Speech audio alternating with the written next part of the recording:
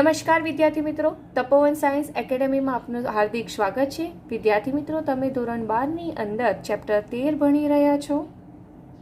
તો આજે એ ચેપ્ટર 13 કે જેમાં વસ્તી વૃદ્ધિ વિશે આજે આપણે ચર્ચા કરીશું। વસ્તી વૃદ્ધિ કે જેને પોપ્યુલેશન ગ્રોથ કહેવામાં આવે છે।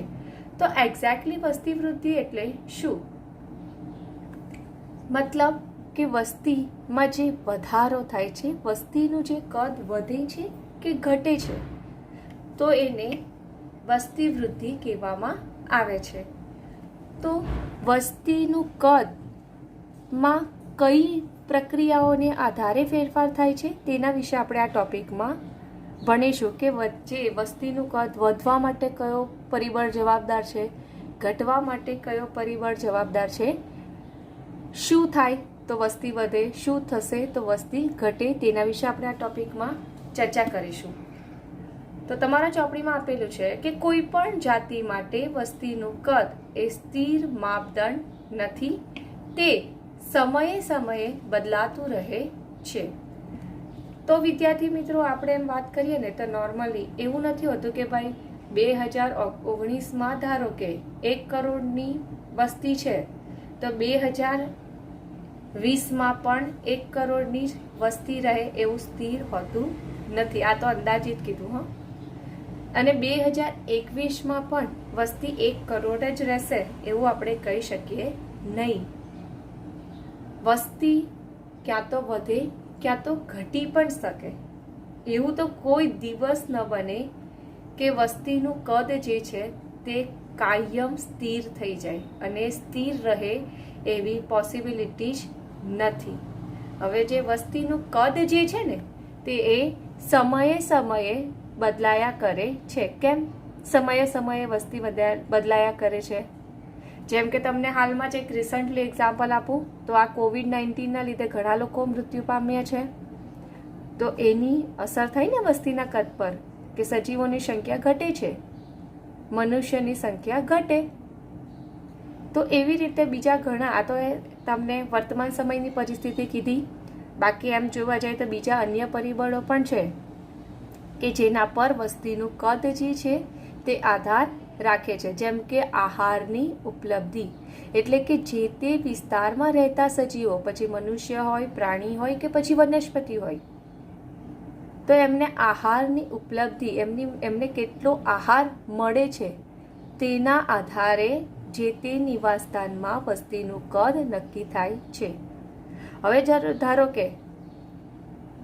કે સૂર્યપ્રકાશ સારો મળ્યો તો એ ડ્યુરેશનમાં, એટલા ટાઈમમાં વનસ્પતિ સારી એવી વૃદ્ધિ પામે છે, તો ત્યારે વનસ્પતિની વસ્તીનું કદ વધારે હશે।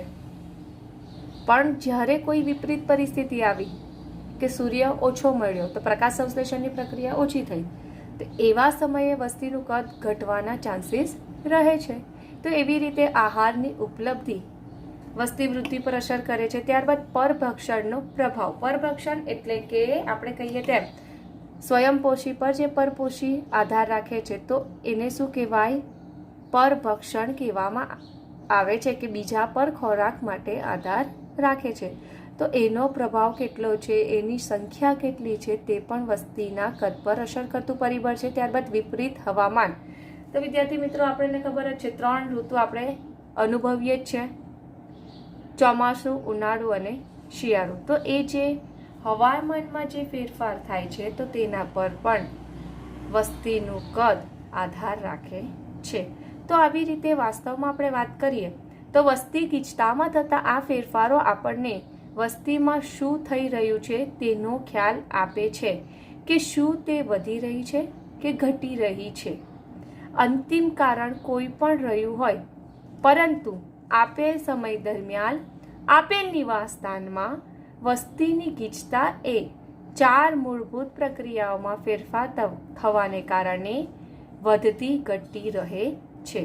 મતલબ આ જે વિધાન આપેલું છે તો એનો કહેવાનો મતલબ એવો જ છે કે આ જે વસ્તી ગીચતા એટલે કે વસ્તી ગીચતામાં જે ફેરફાર થાય છે, વધી રહી છે કે ઘટી રહી છે, તો એ કયા કારણે થાય છે?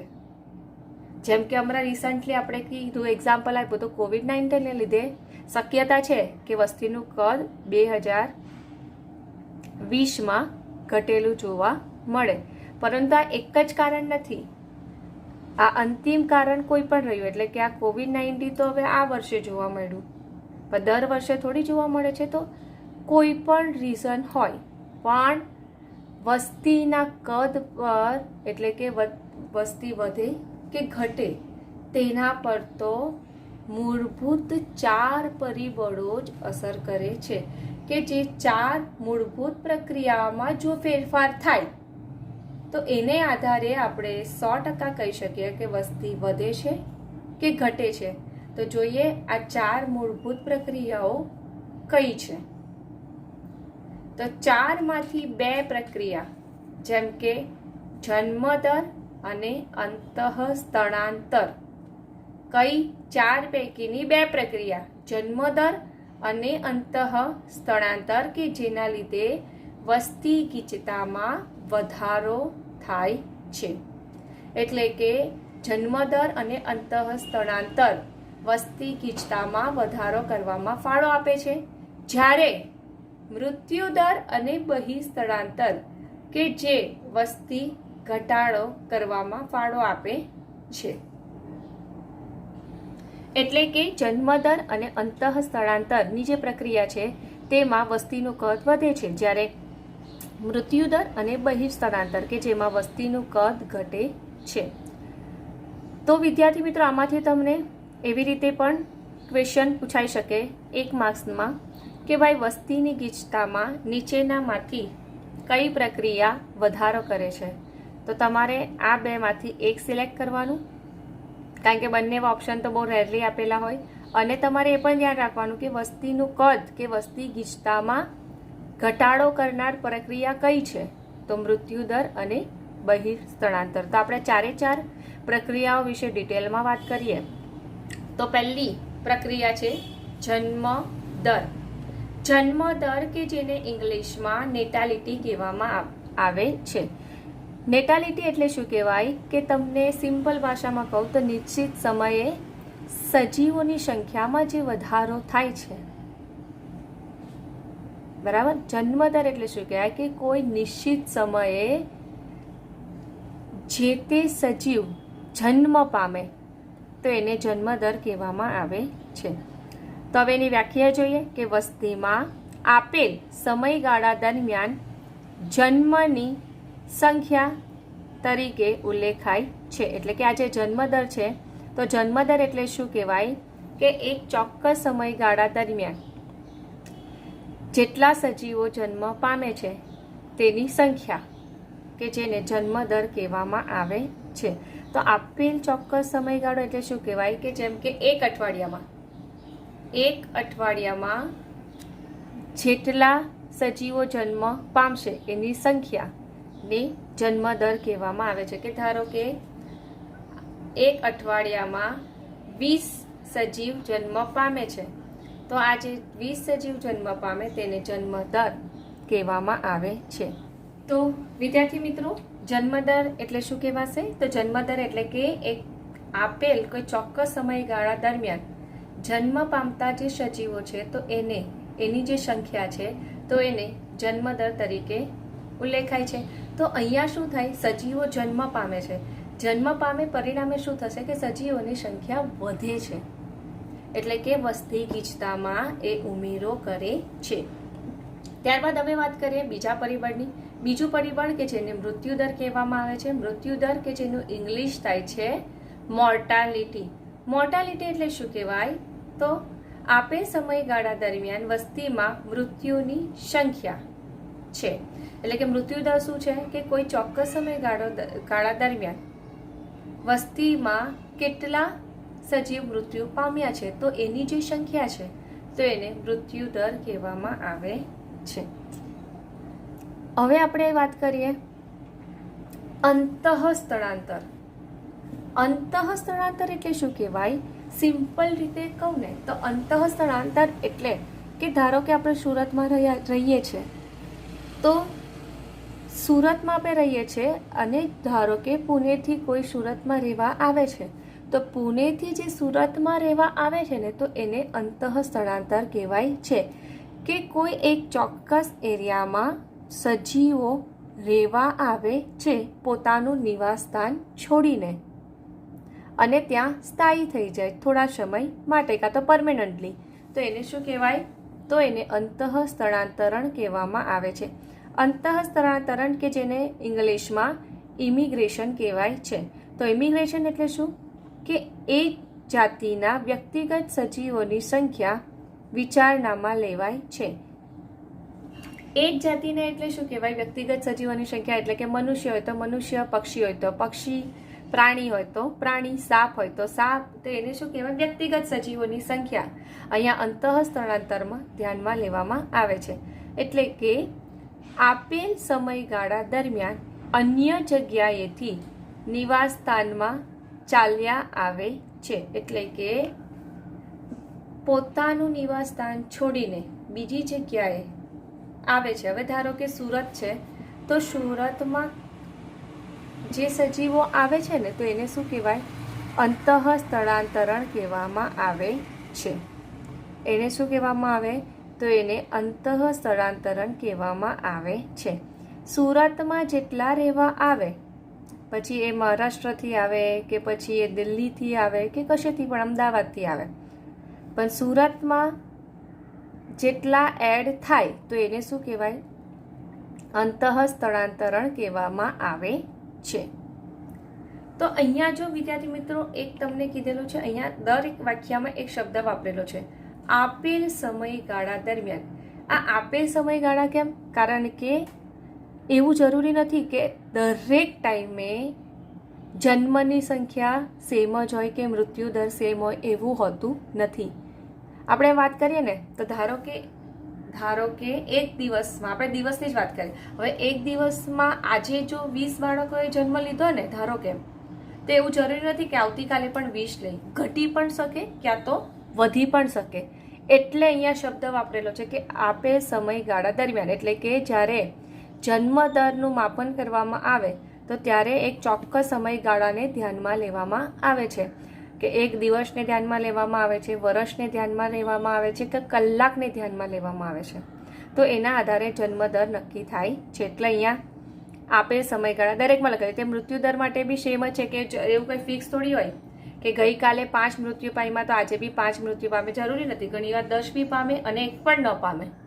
એટલે અહીંયા દરેક વખતે દરેક વ્યાખ્યામાં અહીંયા લખેલું છે કે આપેલ સમયગાળા દરમિયાન. એવી રીતે અંતઃ સ્થળાંતરમાં પણ હવે એવું જરૂરી છે કે ભાઈ પુણેથી 5 છોડીને આજે આવ્યા તો આવતીકાલે પણ 5 અંતઃ સ્થળાંતર કરશે, સુરતમાં આવશે જ, એવું હોતું નથી. બરાબર? તો એવી રીતે એટલે અહીંયા તમારે પણ જ્યારે પણ વ્યાખ્યા હોય તો આ આપેલ સમયગાળા દરમિયાન વર્ડ લખવો ખૂબ જ જરૂરી છે. બરાબર? તો અન્ય જગ્યા છોડીને જો આપણા નિવાસસ્થાનમાં આવીને રહે તો એને શું કહેવાય? તો એને અંતઃ સ્થળાંતરણ કહેવામાં આવે છે. તો એવી રીતે હવે વાત કરીએ બહિર સ્થળાંતર. એટલે સુરતમાંથી બીજે કશે ચાલ્યા જાય, સુરત છોડીને બીજે રહેવા ચાલ્યા જાય તો એને શું કહેવાય? બહિર સ્થળાંતરણ કહેવામાં આવે છે. એટલે કે એમિગ્રેશન એને ઇંગ્લિશમાં કહેવામાં આવે. કે વસ્તીના સજીવોની એ સંખ્યા વિચારણામાં લેવાય છે. એટલે કે સ્વાભાવિક છે ને, સજીવોની સંખ્યા ધ્યાનમાં લેવાય છે કે સુરત છોડીને કેટલા ગયા? 10 ગયા, 5 ગયા, 100 ગયા. તો એને શું કહેવાય? બહિર સ્થળાંતર કહેવામાં આવે છે. એટલે કે આપેલ સમયગાળા દરમિયાન નિવાસસ્થાન છોડીને બીજે ક્યાંય ચાલ્યા ગયા છે તો એને બહિર સ્થળાંતર કહેવામાં આવે છે. એકવાર પાછું રિપીટ કરું છું વિદ્યાર્થી મિત્રો. જન્મદર એટલે શું કહેવાય? કે એક ચોક્કસ સમયગાળા દરમિયાન જન્મ પામતા સજીવોની સંખ્યા. ત્યારબાદ મૃત્યુદર એટલે શું કહેવાય?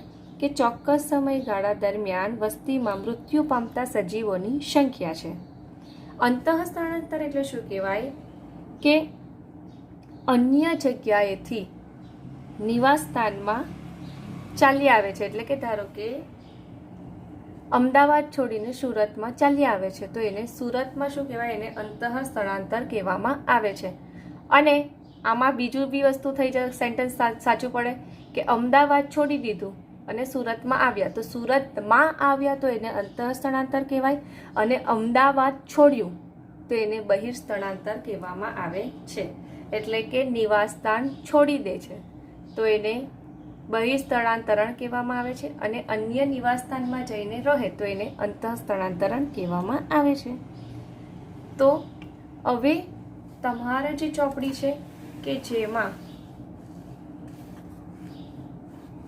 આકૃતિ આપેલી છે, તો અહીંયા જો વિદ્યાર્થી મિત્રો અંતઃસ્થળાંતરણ કે જેને ઇંગ્લિશમાં ઇમિગ્રેશન કહેવાય તો એને આઈ વડે દર્શાવ્યું છે. જન્મદર કે જેને ઇંગ્લિશમાં બર્થ રેટ પણ કહેવાય છે અને નેટાલિટી પણ કહેવાય છે તો એને બી વડે દર્શાવ્યું છે. ત્યારબાદ વસ્તી ગીચતા એટલે કે પોપ્યુલેશન નંબર તો એને એન વડે દર્શાવેલું છે.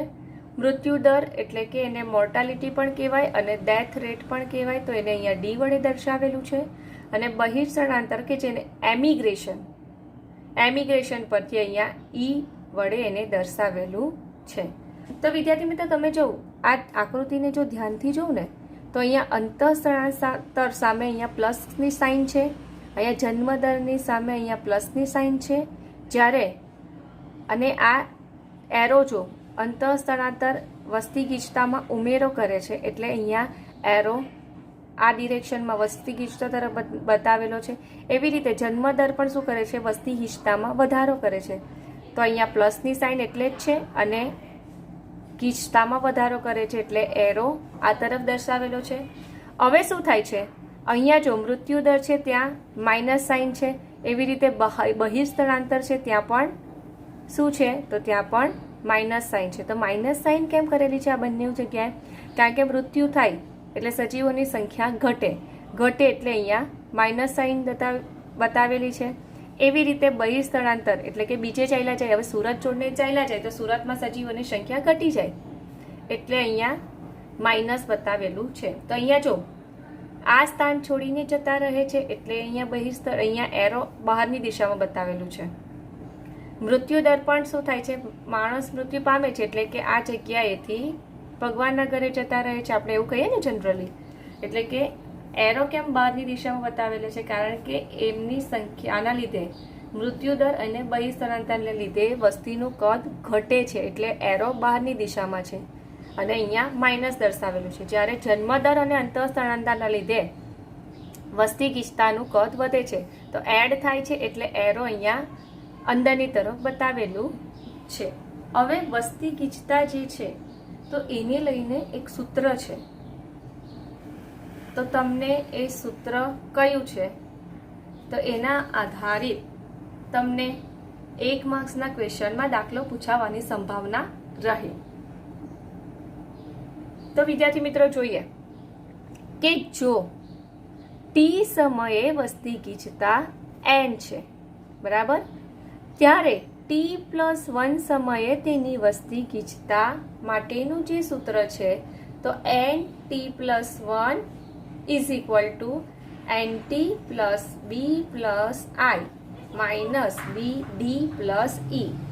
મતલબ શું થાય છે કે ધારો કે ટી સમય એટલે કે 2019ના સમયે 2019માં વસ્તી ગીચતા ને n વડે દર્શાવાય છે, અને હવે આપણે 2020માં વસ્તી ગીચતા ગણીએ છીએ એટલે કે 1 વર્ષનો ઉમેરો થયો ને તો એટલે એને t+1 વડે દર્શાવીએ છીએ. ચલો એટલે કે આપણે સિમ્પલી વાત કરીએ તો 2019માં જે વસ્તી ગણતરી થઈ હોય એટલે કે વસ્તી ગીચતા હોય તો એને ટી વડે દર્શાવાય છે.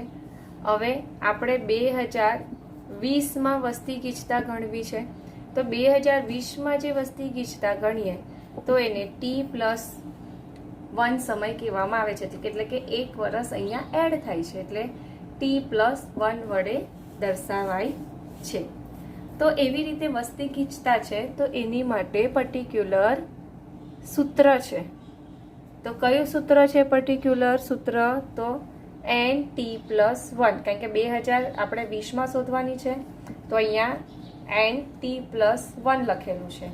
હવે nt એટલે શું કહેવાય તો 2019માં વસ્તી ઓલરેડી કાઉન્ટ થઈ જ ગયેલી છે, તો એ તમારે અહીંયા લખવાની. હવે શું કરવાનું તમને ખબર જ છે કે જન્મદર અને અંતઃસ્થળાંતર કે જેના લીધે વસ્તીમાં વધારો થાય છે, એટલે એ બેનો સરવાળો કરવાનો, કે જન્મદર અને અંતઃસ્થળાંતરનો સરવાળો કરવાનો. પછી ત્યારબાદ તમને એ પણ ખબર છે કે મૃત્યુદર અને બહિર્સ્થળાંતર કે જેના લીધે સજીવોની સંખ્યામાં ઘટાડો થાય છે, તો એટલે આ બેનો સરવાળો કરવાનો. પછી શું કરવાનું કે આ સ્વાભાવિક છે કે આ બેમાંથી આને માઇનસ કરવાનું. શું કરવાનું? તો આને માઇનસ કરવાનું. તો તમને ખબર પડી જાય કે 2020માં વસ્તી ગીચતા કેટલી છે ટોટલ, કે કેટલા જન્મ પામ્યા, કેટલા આવેલા છે બીજા દેશમાંથી, પછી કેટલા મૃત્યુ પામ્યા અને કેટલા બહિર્સ્થળાંતર થયા. તો બધાનો આવી રીતે સરવાળો બાદબાકી કરીને ટોટલ વસ્તી ગીચતા મળી રહે છે. હવે વિદ્યાર્થી મિત્રો તમને ખબર જ છે કે આ બે એટલે કે મૃત્યુદર અને બહિર્સ્થળાંતર કે જેના લીધે વસ્તી ગીચતા ઘટે છે, અને જન્મદર અને અંતઃસ્થળાંતર કે જેના લીધે વસ્તી ગીચતા વધે છે. અને બીજી વસ્તુ કે જો જન્મ લેતા સજીવોની સંખ્યા અને અંતઃસ્થળાંતર સજીવોની સંખ્યા એ આ બે કરતાં વધારે હોય તો ઓલવેઝ વસ્તીના કદમાં વધારો થાય છે. પરંતુ જો કોઈ કારણોસર બહિર્સ્થળાંતર અને મૃત્યુ દર જો વધારે હોય, આ બેની કમ્પેરમાં જો આ બેનું પ્રમાણ વધારે હોય તો શું થશે? તો વસ્તી ગીચતા ઘટે છે. ખાસ ધ્યાનમાં રાખજો, જ્યારે પણ જન્મદર અને અંતઃસ્થળાંતર એ મૃત્યુદર અને બહિર્સ્થળાંતર કરતાં વધારે હોય તો હંમેશા વસ્તીનું કદ વધે છે. નહીં તો શું થશે? જો આ બેનું એટલે કે જન્મદર અને અંતઃસ્થળાંતરનું પ્રમાણ મૃત્યુદર અને બહિર્સ્થળાંતર કરતાં ઓછું હોય તો પછી શું થાય? તો વસ્તીનું કદ એટલે કે વસ્તી ગીચતા ઘટે છે. એટલે કે આપણે એમ કોમનલી કહી શકીએ કે જન્મ અને મૃત્યુ એ વસ્તી ગીચતા પર અસર કરતા બે ખૂબ જ મહત્વના પરિબળ છે. અહીંયા આપેલું જ છે કે સામાન્ય પરિસ્થિતિમાં જન્મ અને મૃત્યુ એ વસ્તી ગીચતાને અસર કરતા ખૂબ જ મહત્વનું પરિબળ છે. ત્યારબાદ બાકીના બે પરિબળો ફક્ત વિશિષ્ટ પરિસ્થિતિઓમાં જ મહત્વપૂર્ણ છે. બાકીના બે પરિસ્થિતિ એટલે કઈ? તો પછી અંતઃસ્થળાંતર અને બહિર્સ્થળાંતર કે જે અમુક કેસમાં જ મહત્વપૂર્ણ હોય છે, તેમ આપણે ધારી લઈએ. હવે દાખલા તરીકે એક ઉદાહરણ આપેલું છે કે જો નિવાસ સ્થાનમાં વસ્તી વસાહતો હમણાં નવી જ બની છે તો વસ્તી વૃદ્ધિમાં જન્મદર કરતાં અંતઃસ્થળાંતરિત સજીવોનો ફાળો વધુ નોંધપાત્ર છે. એટલે આપણે એમ કહીએ ને કે વિશિષ્ટ પરિસ્થિતિ એટલે કેવી પરિસ્થિતિ, એની એક્ઝામ્પલ આપેલું છે કે ધારો કે કોઈ, હવે આપણે એમ કહીએ ને હમણાં પાલ બાજુ બધી, હવે બીજું એક્ઝામ્પલ આપીએ, છોડો ને એ. હવે ધારો કે સુરતમાં ઇન્ડસ્ટ્રીઝ નખાય તો એના લીધે ઇન્ડસ્ટ્રી નખાય તો શું કરશે? એમ્પ્લોય હાયર કરે. એમ્પ્લોય હાયર કરે એટલે શું થશે? એ જે કંપનીમાં કામ કરતા લોકો છે એ સુરતમાં આવીને રહે છે, તો બરાબર. તો સુરતમાં આવીને હવે કંપનીએ ધારો કે 100 લોકોને હાયર કર્યા અને એ લોકો સુરતમાં આવીને રહે, તો આવા કેસમાં શું થશે? તો આવા કેસમાં જન્મદર કરતાં અંતઃસ્થળાંતરિત સજીવોનો ફાળો વસ્તી ગીચતા વધારવામાં છે. કેમ? કારણ કે 100 લોકો શું થાય? આ કંપનીમાં હાયર થયા. તો આ જે 100 લોકો કંપનીમાં હાયર થયા તો એની સાથે એનો પરિવાર પણ સુરતમાં આવીને વસે છે. બહુ રેરલી એવા હોય કે એકલા આવશે, નહીં તો શું થાય? પરિવાર સાથે આવશે. હવે કોઈના પરિવારમાં 2 સભ્ય હોય, કોઈના પરિવારમાં 5 સભ્ય હોય, તો એના લીધે શું થાય? એ લોકો જ્યાં ત્યાં જે જગ્યાએ રહેતા હોય તે છોડીને સુરતમાં આવીને રહે છે, કારણ કે કંપની સુરતમાં છે. હવે અમદાવાદ રહેતા હોય તો પછી ત્યારથી તો અપડાઉન નહીં થઈ શકે ને. તો એવી રીતે આ કહેવાનો મતલબ આ વિધાનને એવો જ છે કે જો નિવાસસ્થાનની વસ્તી વસાહતો હમણાં જ નવી બની છે તો એવા કેસમાં શું થશે, જન્મદર કરતાં અંતઃસ્થળાંતરિત સજીવોનો ફાળો નોંધપાત્ર હશે. અને બીજી રીતના એક્ઝામ્પલ આપું તો ધારો કે કોઈ તળાવ નવું બનાવેલું છે. હવે એ જે તળાવ નવું બનાવેલું છે તે એમાં શું કરશે, એ તળાવ બનાવનાર જે વ્યક્તિ હશે, કાં તો પછી એ ગવર્મેન્ટ હશે, કાં તો પછી કોઈ પર્સનલ વ્યક્તિ હોય, તો એ શું કરશે, એમાં માછલી નાખશે, ત્યારબાદ વનસ્પતિ નાખશે. તો એવી રીતે એ શું કરે છે, અહીંયા નવી વસાહતો અહીંયા ઉમેરાય છે. તો એને શું કહેવાય, અંતઃસ્થળાંતરિત છે. અહીંયા સજીવો જાતે નથી આવ્યા, શું કરેલું છે, ગવર્મેન્ટે આ તળાવમાં માછલીથી માંડીને બધું એડ કરેલું છે. તો આવા કિસ્સામાં શું વસ્તુ ધ્યાનમાં લેવાનું, તો આવા કિસ્સામાં અંતઃસ્થળાંતરિત સજીવોનો ફાળો જન્મદર કરતાં વધુ છે. કારણ કે હજુ આ લોકોને પ્રજનન કરવા માટે ટાઈમ લાગશે. કારણ કે કઈ ડાયરેક્ટ તો માછલી આવી જતી નથી તળાવમાં, એને શું કરવી પડે, નાખવી પડે છે તળાવમાં. તો એવી રીતે જો નિવાસસ્થાનમાં જો નવી જ બની હોય, હવે તળાવ નવું જ બન્યું હોય, તો એવા કેસમાં શું થાય, અંતઃસ્થળાંતરિત સજીવોનો ફાળો જન્મદર કરતાં વધારે હોય છે. તો આવી રીતે વસ્તી વૃદ્ધિ પર ખાસ કરીને જન્મદર અને મૃત્યુદર અગત્યનો ભાગ ભજવે છે. કોઈ અમુક સ્પેશિયલ કેસમાં જ એવું થાય છે કે કંઈક નવી જગ્યા બનેલી છે અને લોકો ત્યાં આવીને વસે છે, તો એને અંતઃસ્થળાંતર કહેવામાં આવે છે. તો ત્યારે જન્મદરનો ફાળો એટલો નોંધપાત્ર હોતો નથી. તો વિદ્યાર્થી મિત્રો, આપણો અહીંયા વસ્તી વૃદ્ધિનો ટોપિક પૂરો થાય છે. હવે એક્ઝામમાં આ પ્રશ્ન કેવી રીતે પૂછાશે તે લખી દો તમે. જેમ કે ડાયરેક્ટ વસ્તી વૃદ્ધિ તરીકે પણ પૂછાઈ શકે, ક્યાં તો પછી એ રીતે બી પૂછાઈ શકે કે વસ્તી ગીચતામાં થતી વધઘટ માટેની મૂળભૂત પ્રક્રિયાઓ અને વસ્તી ગીચતા નક્કી કરવા માટેનું સમીકરણ સમજાવો. એ રીતે પણ પ્રશ્ન પૂછાઈ શકે. હવે વિદ્યાર્થી મિત્રો, આપણે જોઈએ કે તમને ઘણીવાર આ રીતના પણ પ્રશ્ન પૂછાઈ શકે. આ 2013 નીટમાં પૂછાઈ ગયેલો પ્રશ્ન છે કે એક જીવ વૈજ્ઞાનિએ ઉંદરોની જન્મ સમયની વસ્તીનો અભ્યાસ કર્યો. તો એણે શું જોયું કે જન્મદર જે છે તે 250 છે, જ્યારે મૃત્યુ દર એપ્રોક્સિમેટલી 240 છે. અંતઃસ્થળાંતરણ 20 નવા ઉંદરોનું થયું અને 30 નવા ઉંદરોનું બહિઃસ્થળાંતર થયું. તો વસ્તીમાં કુલ કેટલો વધારો થયો? તો અહીંયા તમને એકમ સમયગાળામાં વસ્તી કેટલી છે તે નથી આપી. તો જ્યારે પણ તમને એકમ સમયગાળામાં વસ્તી નથી આપી, તો પહેલાં તો તમારે એ જોવાનું કે તમને અહીંયા આપેલું શું છે. હવે આપણે આનો આન્સર શોધવો છે કે ભાઈ કેટલો વધારો થયો છે. તો આપણે પહેલાં એનો આન્સર શોધીએ. તો અહીંયા શું આપેલું છે એ પહેલાં લખી દઈએ. તો પહેલાં તો આપેલું છે જન્મદર કે જેને આપણે કહીએ બર્થ રેટ. તો અહીંયા બર્થ રેટ કેટલો છે, તો 250. ત્યારબાદ જોવાનું શું આપેલું છે, તો મૃત્યુદર. હવે મૃત્યુદર એટલે કે એને ડેથ રેટ કહેવાય. ડેથ રેટ કેટલો છે, તો 240. ત્યારબાદ શું આપેલું છે, અંતઃસ્થળાંતર કેટલું, તો 20 એટલે કે અહીંયા આઈ એટલે ઇમિગ્રેશન કેટલા છે, તો 20. બરાબર, ઇમિગ્રેશન કેટલા છે, તો 20. ત્યારબાદ એમિગ્રેશન, તો બહિઃસ્થળાંતર કેટલા થયા છે, તો 30 થયા છે. તો તમારે વસ્તીનો વધારો શોધવો છે.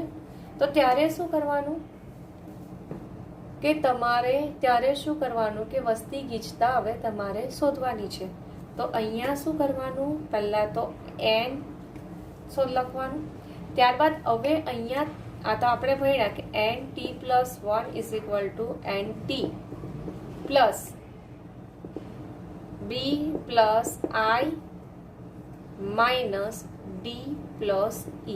બરાબર. પણ અહીંયા તમને આ આપેલું નથી એટલે એને તમારે 0 તરીકે લેવાનું. તો હવે શું કરવાનું કે વસ્તીમાં તમારે વધારો શોધવાનો છે. તો તમને એન્ટી એક ચોક્કસ સમયગાળાએ ઉંદરોની અહીંયા ટોટલ સંખ્યા તમને આપી નથી, એટલે તમારે અહીંયા આને ધ્યાનમાં લેવાનું નથી. તો આવા કેસમાં શું કરવાનું કે કેવી રીતે વસ્તી વધારો શોધવાનો, તો અહીંયા લખવાનું તમારે વસ્તી બરાબર. હવે શું કરવાનું, આ બેનો જો સરવાળો કરીએ, જન્મદર અને અંતઃસ્થળાંતરનો સરવાળો કરીએ તો એનાથી શું થાય, સંખ્યા વધે છે. તો તમારે હવે શું કરવાનું, બી પ્લસ આઈ માઇનસ આ બેથી સંખ્યા ઘટે છે, તો આ બેથી સંખ્યા ઘટે એટલે એનો સરવાળો કરવાનો, એટલે કે મૃત્યુદર અને બહિઃસ્થળાંતરથી સજીવોની સંખ્યા જે તે વિસ્તારમાં ઘટે છે. તો હવે આ બેનો સરવાળો અને આ બેનો સરવાળો અને એને પછી ત્યારબાદ માઇનસ કરી દેવાનું. તો હવે તમને રકમ તો જોઈને ખ્યાલ આવી જાય, -240 પ્લસ 30 તો શું થાય, 270 માઇનસ 270, તો આન્સર આવ્યો 0. એટલે એણે શું જોયું, જીવ વૈજ્ઞાનિકે જોયું કે આટલા જન્મે છે, આટલા અંતઃસ્થળાંતર પામે છે, આટલા મૃત્યુ પામે છે, આટલા બહિઃસ્થળાંતર થાય છે, તો પણ વસ્તીમાં વધારો થતો નથી. આન્સર શું આવ્યો, તો આન્સર આવ્યો 0. 0 એટલે કે વસ્તીમાં વધારો થતો નથી. વસ્તી આવા ટાઈમે કેવી રહે છે, તો સ્થાયી રહે છે. તો ઘણીવાર તમને આ રીતના પણ પ્રશ્ન પૂછાઈ શકે, તો ત્યારે તમારે ધ્યાનમાં લેવાનું કે ગણતરી આ રીતે કરવાની. તો આવી રીતે જ્યારે પણ તમારા ચોપડીમાં કોઈ સૂત્ર આપેલું હોય તો તમારે એના રિલેટેડ દાખલાની પણ પ્રેક્ટિસ કરવાની. પછી એ બોર્ડ લેવલ માટે પણ ઉપયોગી છે અને નીટ લેવલ માટે પણ ઉપયોગી છે. તો અહીંયા આપણો આ દાખલો પૂરો થાય છે. Thank you.